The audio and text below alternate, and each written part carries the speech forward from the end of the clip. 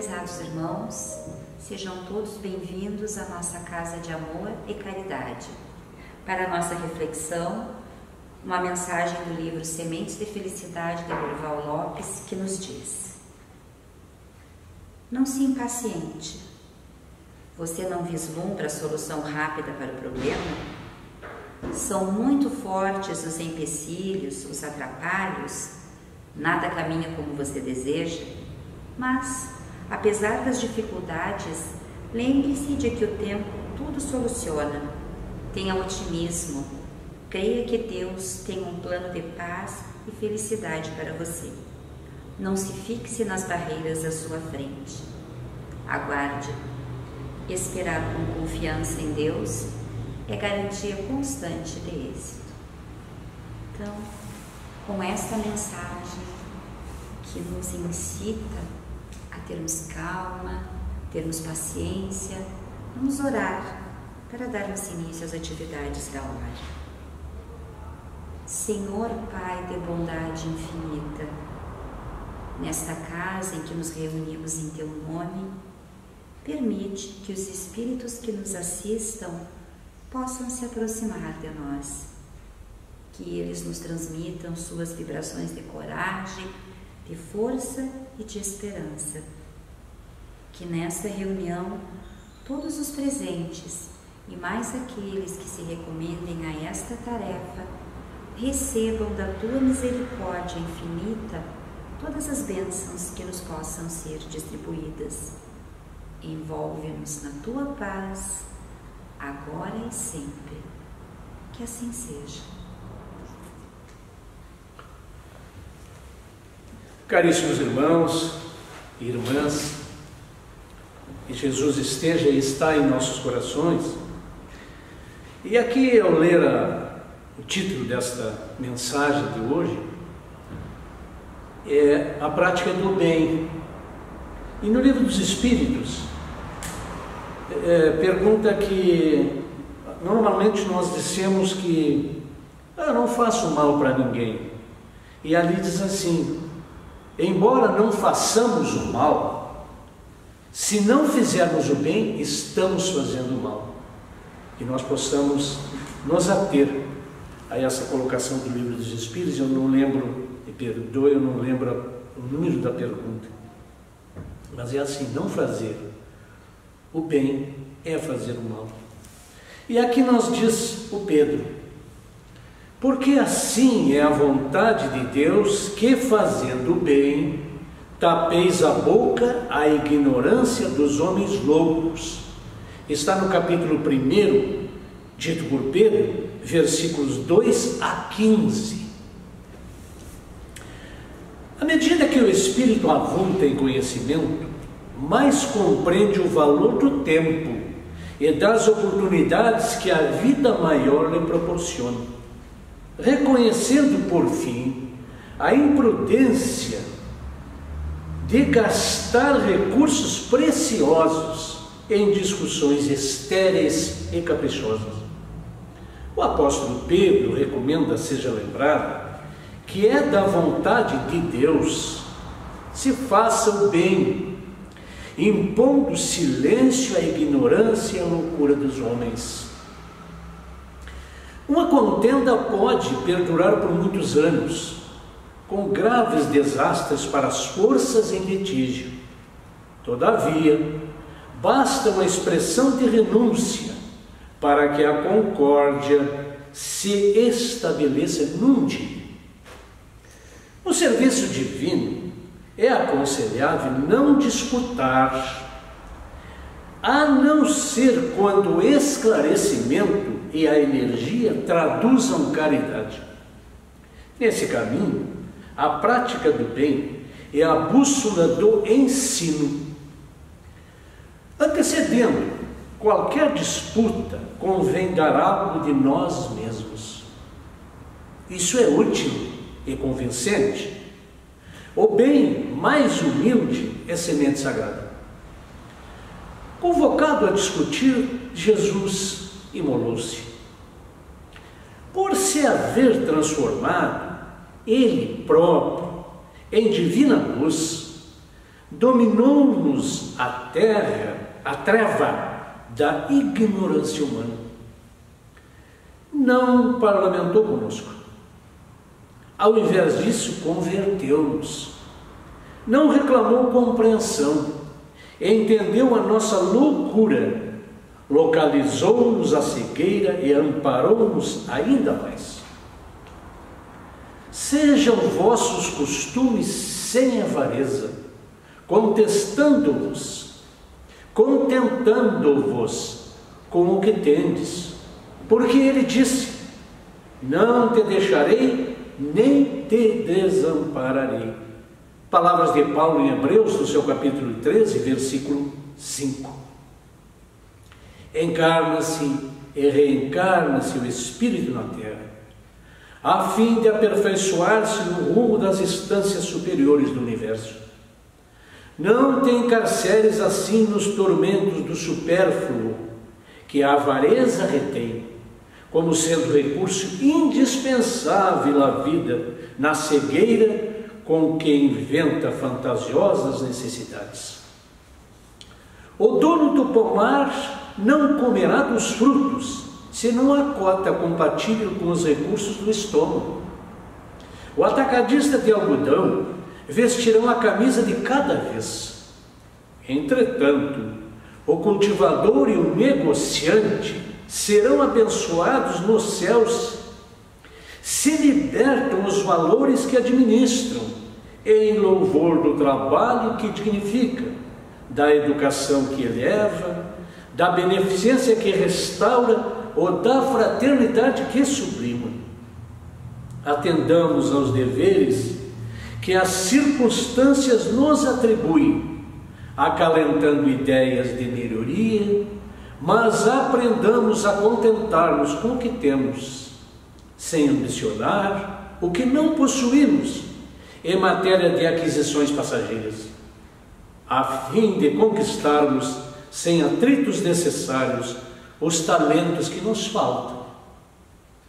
Ainda não se viu o homem no mundo cercado de tesouros infrutíferos, que se livrasse tão somente por isso das leis que regem o sofrimento e a enfermidade, a velhice e a morte.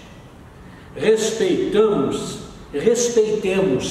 os princípios divinos do bem para todos. Confiemos trabalhando. Caminhemos servindo. Não te deixarei, nem te desampararei, disse-nos o Senhor.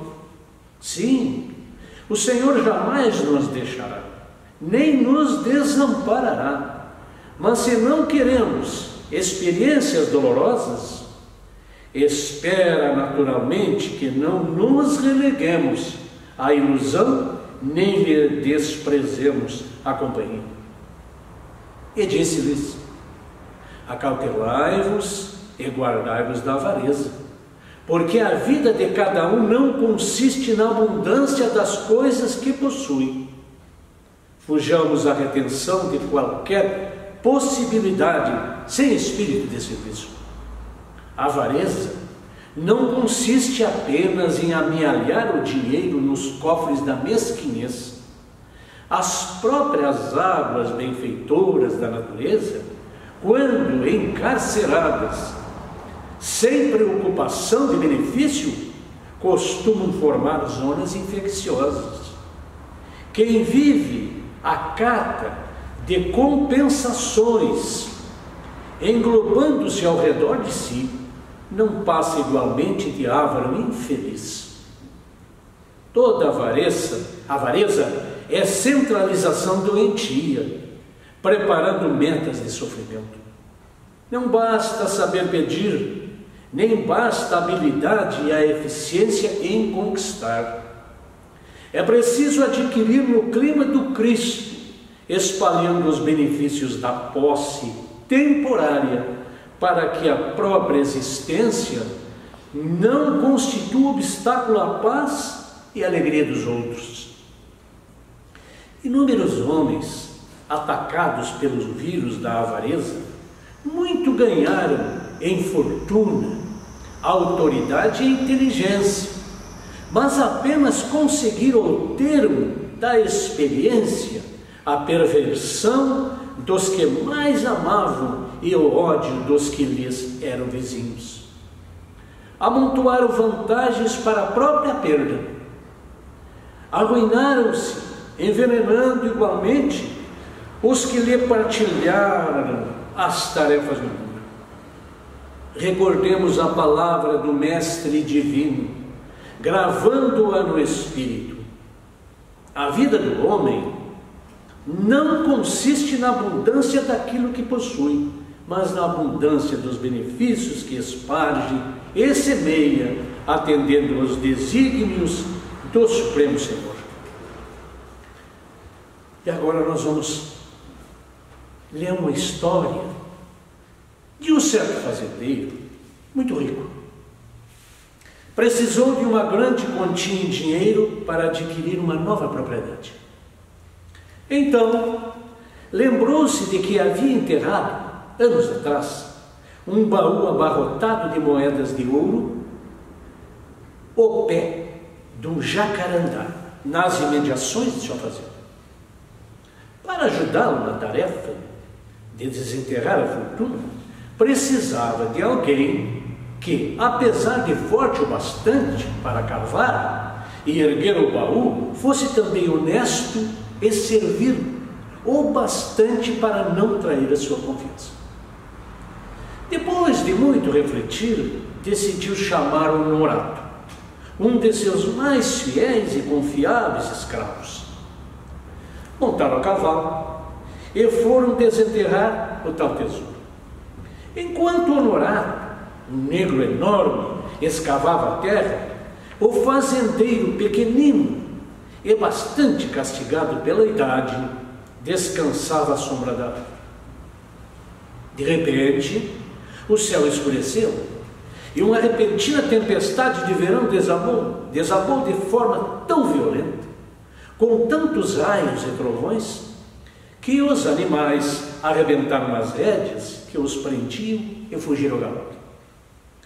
Ao fazendeiro e seu escravo não restou alternativa a não ser se protegerem sob a copa do enorme jacarandá.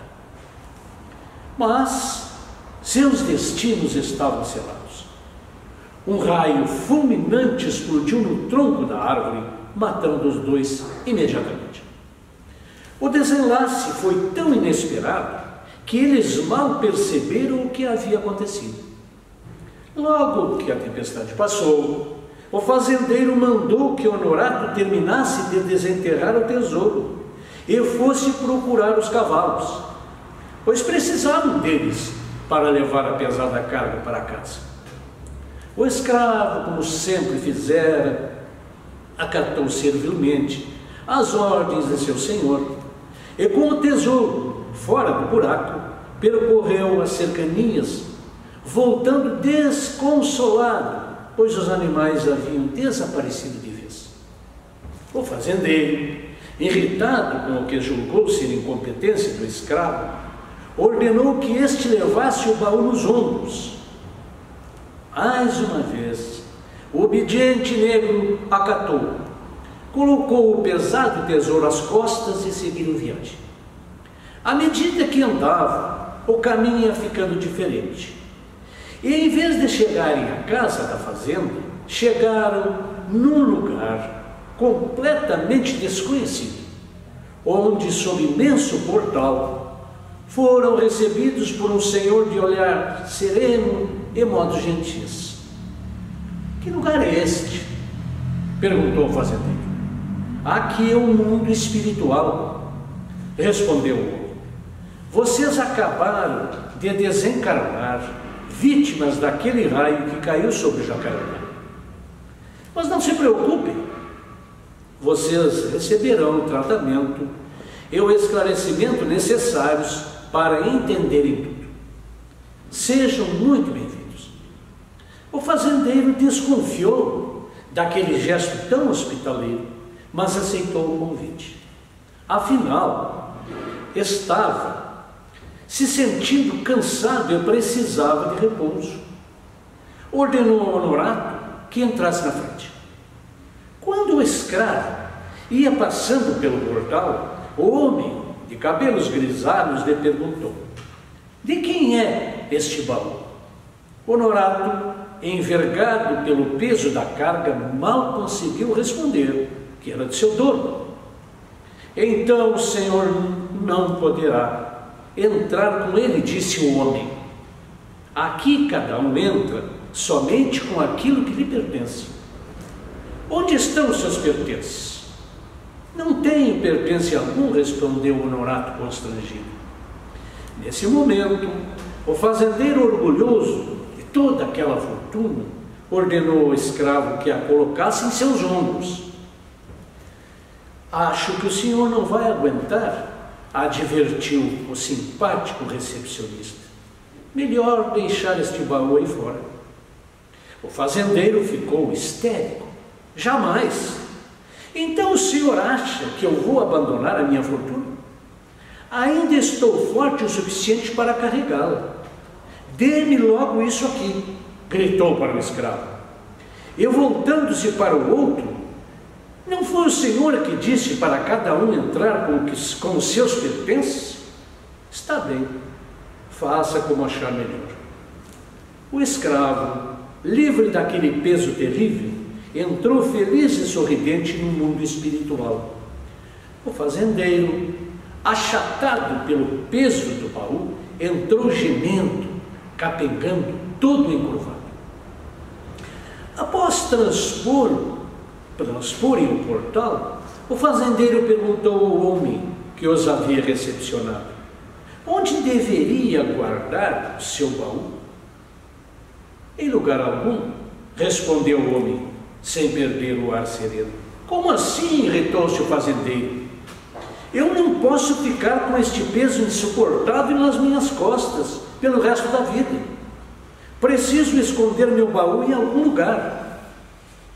Aqui não há lugar para pertences materiais, explicou o homem. Esse escravo que disse não ter trazido pertence algum, na verdade, trouxe um tesouro muito maior que o seu. Trouxe um baú abarrotado de virtudes. Aliás, virtudes que o senhor mesmo reconheceu quando o escolheu para ajudá-lo na tarefa de desenterrar a sua fortuna. A diferença é que o tesouro que ele amealhou não tem peso, e por isso não precisa ser sustentado pelos seus ombros, mas pela nobre humildade do seu coração. Pensemos nisso, meus irmãos.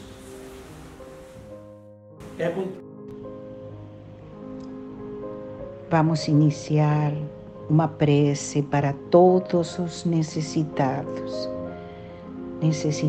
do corpo e da alma. Acalma meu passo, Senhor. Desacelera as batidas do meu coração, acalmando minha mente. Diminua meu ritmo apressado, com a visão da eternidade e do tempo. Em meio às confusões do dia a dia, Senhor, dê-me a tranquilidade das montanhas. Retire a tensão dos meus músculos e nervos com a música tranquilizante dos rios, de águas constantes que vivem em minhas lembranças.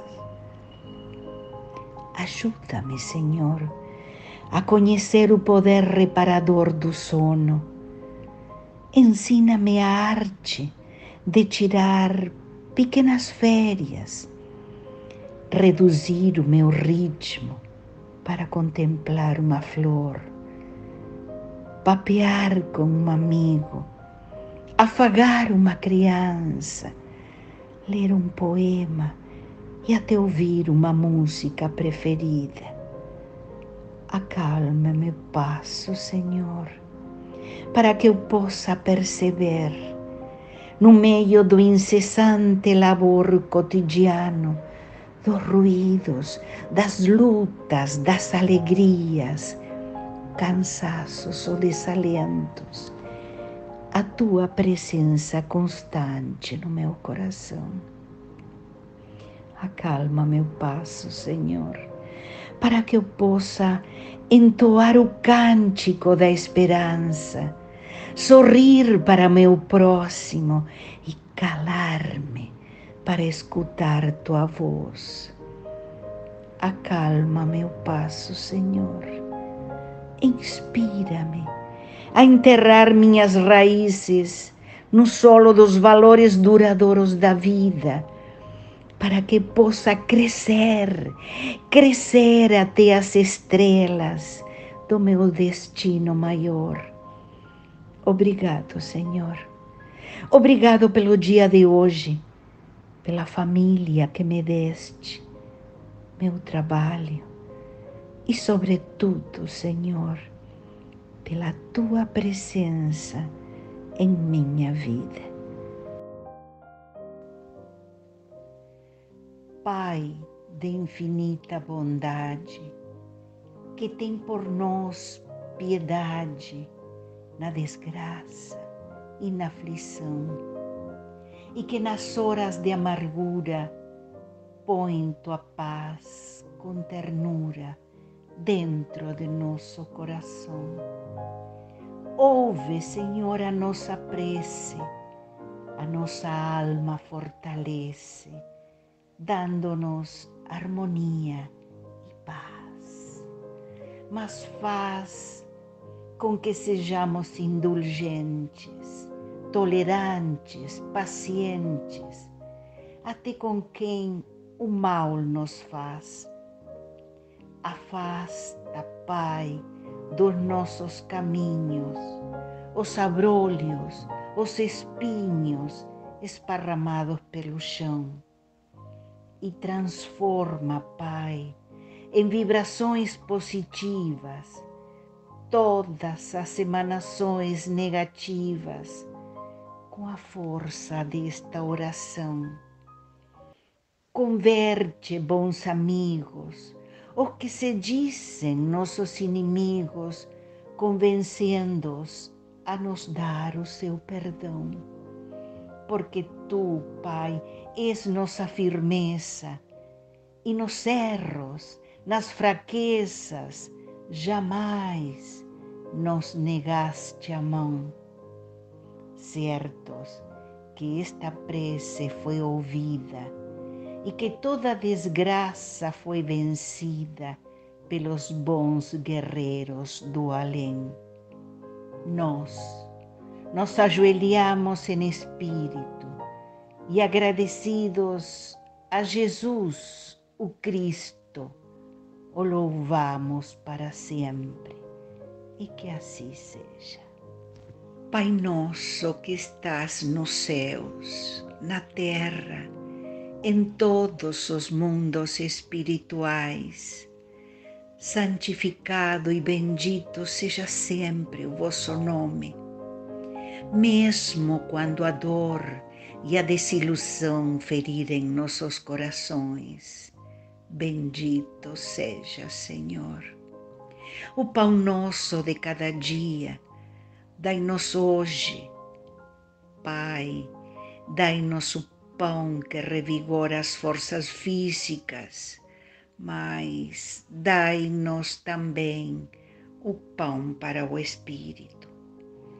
Perdoai as nossas dívidas, mas ensinai-nos antes a merecer, Senhor, o vosso perdão, perdoando aqueles que tripudiam sobre nossas dores, espezinham nossos corações e destroem, Senhor, destroem nossas ilusões, que possamos perdoá-los, não com os lábios, e sim com o coração. Afastai de nosso caminho todo sentimento contrário à caridade. Que este Pai Nosso seja dadivoso para todos aqueles que sofrem, como espíritos encarnados ou desencarnados. que uma partícula deste Pai Nosso vá até os hospícios, iluminando esses cérebros conturbados, que vá aos hospitais, onde muitos choram e sofrem, sem o consolo de uma palavra amiga. Que estes, que nesse momento transpõem o pórtico da vida terrena para a espiritual, tenham um guia e o vosso perdão. Tende piedade dos órfãos, Senhor. Tende compaixão de todos nós. Que este Pai Nosso vá até os dirigentes das nações, para que evitem a guerra e cultivem a paz. Que a paz e a harmonia do bem fiquem com todos. Que assim seja. Obrigado, muito obrigado, Senhor.